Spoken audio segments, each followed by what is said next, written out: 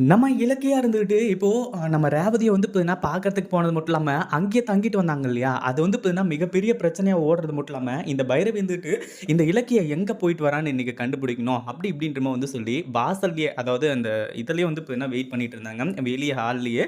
அதே மாதிரி வந்து பார்த்தீங்கன்னா, இப்போ நம்ம கௌதம கூட்டிட்டு வந்து ரூம செக் பண்ணும்போது, ரூம்ல நம்ம இலக்கியா இல்ல அப்படின்ன உடனே பயங்கரமா அதிர்ச்சியாக ஆரம்பிச்சுருச்சு. கௌதம் இலக்கியா இங்க தான் இருக்கான்னு சொல்லிட்டு வந்து சொல்லிட்டு இருந்த. எங்கப்பா இலக்கியா? அப்படின்ற மாரி வந்து கேட்கும்போது, பாத்ரூம்லாம் வந்து தொறந்து பார்க்குறாங்க.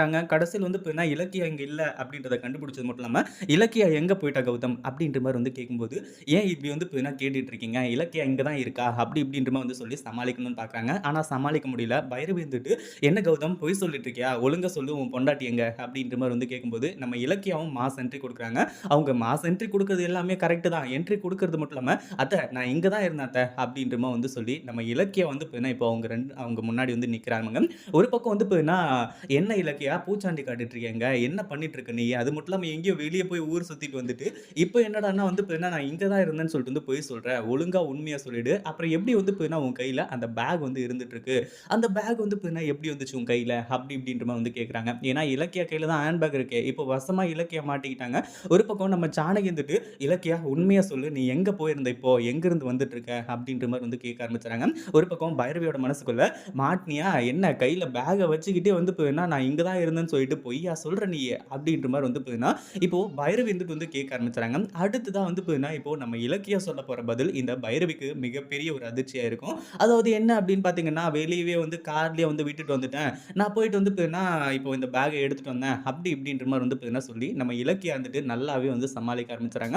இத கேட்டதும் வந்து பார்த்தீங்கன்னா, இப்போ பைரவிக்கு சரியான அதிர்ச்சி. என்னடா இது இவ சிக்கிக்குவா, அதுக்கு அடுத்தது வந்து பார்த்தீங்கன்னா, ஜானகி வந்துட்டு இவள உண்டு இல்லன்னு பண்ணுவான்னு பார்த்தா, இவ்ளோ சப்பையா முடிஞ்சு போயிடுச்சே! அப்படின்னு சொல்லிட்டு வந்து நெனச்சு, ரொம்பவே வந்து பார்த்தீங்கன்னா, இப்போ பைரவி வந்து ஃபீல் பண்ணிட்டு உட்கார்ந்துட்டு இருக்கா. அவளுக்கு என்ன பண்றது? ஏது பண்றதுன்னு சொல்லிட்டு வந்து தெரியல. அதாவது எப்படியாச்சும் வந்து பார்த்தீங்கன்னா, நம்ம இலக்கியாவ போட்டு குடுத்தே ஆவணும் அப்படின்ற மாரி தான் நெனச்சுட்டு இருக்காங்க.